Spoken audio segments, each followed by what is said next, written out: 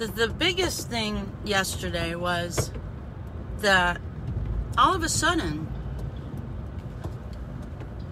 the news about Dr. Fauci and the United States National Institutes of Health, NIAID, also had funded research in Wuhan. I found out about this in May of last year. 1 year ago. The way they did it is they put it through a middleman, called Eco Health in New York City. And what they were doing was they were resuming gain of function research, meaning how to enhance a virus from an animal so that it would affect humans, and ostensibly to try and head off such a possibility, which is very hard to achieve in the wild and natural. In the wild, according to many, many, many scientists who've been censored. And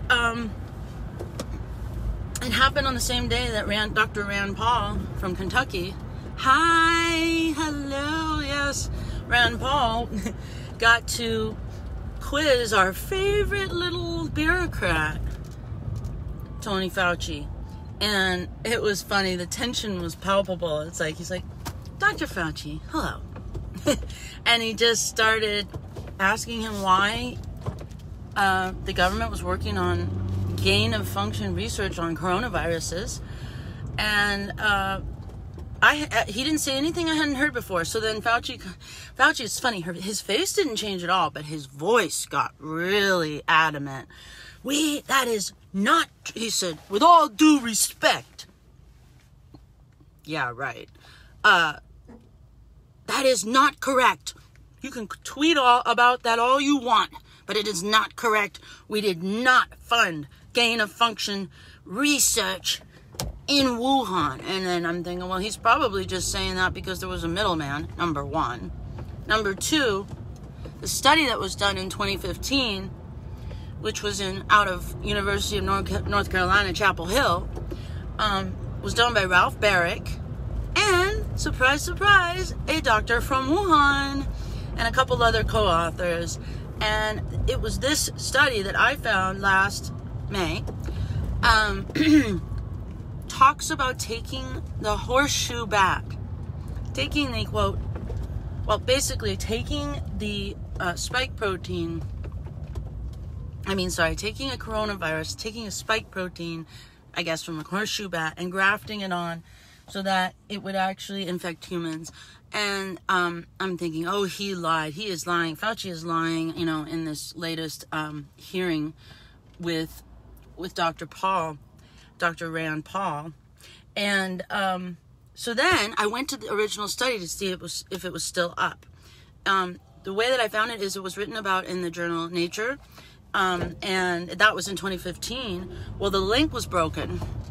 When I went back to my own article, the link to the journal Nature was broken, meaning, been removed. And then I went to the actual study and it was still there, much to my relief. However, there was a correction, an author correction. Wow, I am passing the most gigantic homeless encampment right on Lincoln Boulevard, where the riots were last spring and all of these businesses got destroyed.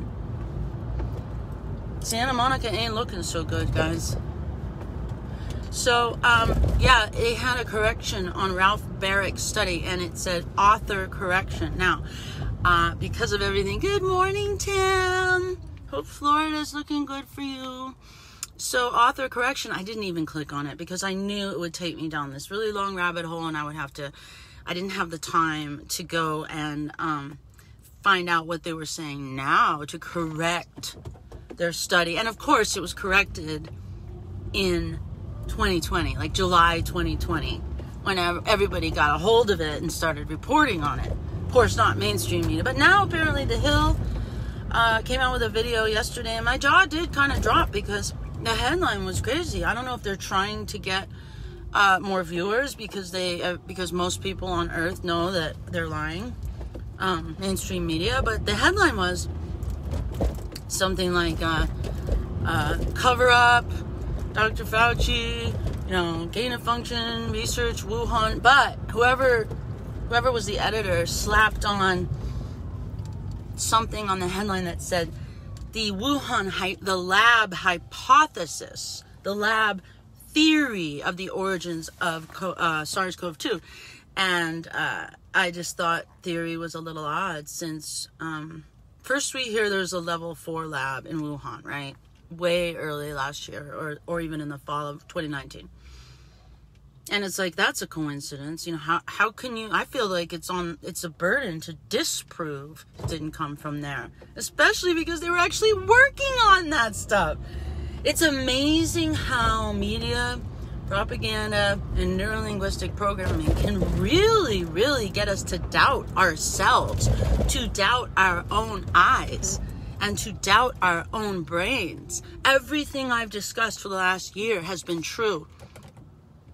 Somebody sent me Tucker Carlson today, his new show, and he was interviewing Dr. Peter McCullough somewhere in Texas. And this guy, he's not a vaccine denier. He's not a Trump supporter, that I know of, or anything like that. But what they did is they talked about the systematic suppression of any information about a cure. And they talked about how no one in Texas thinks there's any therapy for coronavirus. No one in the United States thinks there's, the majority of people think there is absolutely no treatment for coronavirus. I've been saying this for more than a year. I know you all are frustrated too. I'm so frustrated that finally hearing it in the semi-mainstream media, even though, the majority hates Tucker Carlson and all the screaming, shrieking banshees who want the virus to keep going forever, hate Tucker Carlson. But anyway, all of a sudden it finally gets to a quasi-mainstream media. I don't even really feel that much better. I actually feel worse. I actually feel more angry and worse, and like everything is futile because I trust myself. I trust my background and my training. Not only did I concentrate on statistics in college, I did well, and I understand how to think logically. I understand how to evaluate statistics. I've been saying the same thing. Finally, people are coming out with it as if no one had ever heard this before. Do I really care? No, because I'm never going to be that talking head that everybody, that people trust. I'm going to actually have something to say. And it's all right. I like being independent. I like writing about whatever I want to write about. It's, that's gold. But, so it seems to be it's coming out, but I'm waiting for the backlash. I'm waiting for the Washington Post and the New York Times and PolitiFact to go, no, no. A researcher did not do virus enhancement research, funded by the U.S. government. Oh, and I thought it was really funny that Dr. Fauci also said when Rand Paul was pushing back, because Rand Paul had the details. He had the study. He read from it. It was beautiful. But Fauci goes, that wasn't even at the NIH. That wasn't even in Washington. It was in North Carolina. And I'm thinking, yeah, North Carolina, where Fort Detrick is, son. He's so... I think I saw a little bit of fear in him. But he's been protected for so long. I think that he just figures they're gonna pull this one off too. It's sad to talk like that, but if people hear me talking and they think, oh, she's a crazy conspiracy theorist. Oh, no, I'm not. I actually have a brain and I question everything. Not just as a slogan, as a reality, living it. And then I guess the other thing I wanted to revisit that I found out also has to do with scientific study is that about transgenderism in sports. Now, I was talking about that on Monday, and I was talking about Caitlyn Jenner, and I went into where she said she did not support biological males who are transgender females participating in competitive female sports because it just isn't fair. And I said, they have more reach, and it's not just about hormone replacement therapy. Well, I have found out since that there was a study. Now, it's just one study. So I am not, unlike the rest of the media, I'm not going to use one study to bolster what I think is going on when it's not actually a fact. It's an opinion. You should always look at more than one study. However, this is the first study I've seen, and I think it actually might further the conversation. It's not a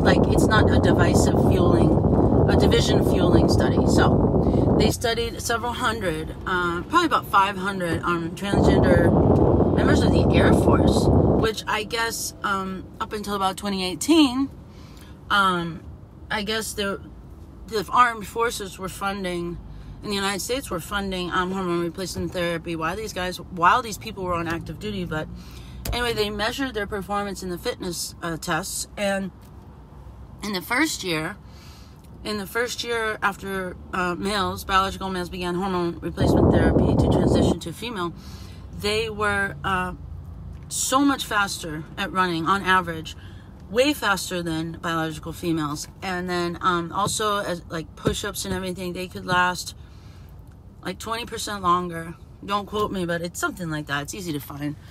And then by year 2, that really did start to taper off. And so, on Monday I was saying, you can't have like a trans Olympics or a trans NCAA, because that really is it's not like a Special Olympics, because it's not a disability that you didn't choose, So I was thinking, how do we navigate this? Well, if you can measure the hormone levels and you realize, okay, it's been 2 years since starting hormone replacement therapy, and they have this and such of levels, and after 3 years you can participate. That might work. And I'm sorry, maybe I don't agree with allowing minors to undergo any type of chemical procedure, because their brains aren't developed.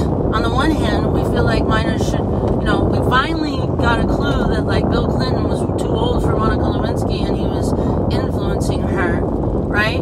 And it was abuse, just like other things that, we used to think were okay and they're not before age 18 or even 21 or even 25, but that's a private matter. But we say their brains aren't developed, and then we say they absolutely can transition with chemicals and medically. No, absolutely not. Absolutely not. I'm so tired of people just shrieking and screaming at me too about this stuff. So anyway, but at least in college and in professional athletics and amateur athletics like the Olympics, you could actually test them for your hormone levels and say, okay, you are at the level of competition. They're still going to be 6'4", some of them, but it's funny.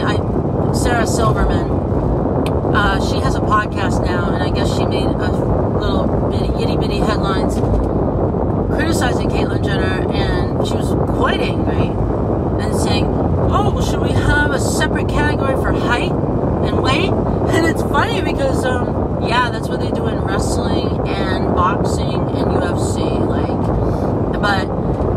so I don't know. We know that on a whole, men who transition to women are, they gotta start making size 11 women's shoes and size 12 women's shoes. That kind of stuff matters. The reach does matter. So, not to belabor the point, but I wanted to clarify that for people who are really polarized on this issue. Not that they would ever listen to me anyway. I don't have much more to say today. I would really thank you, Franz. The shrieking is very unpleasant. So have a wonderful day, everybody. I enjoyed spending this time with you on my way to work. I will probably be back again tomorrow or maybe this afternoon. Keep calm, share complete facts, and feel free to peruse the website back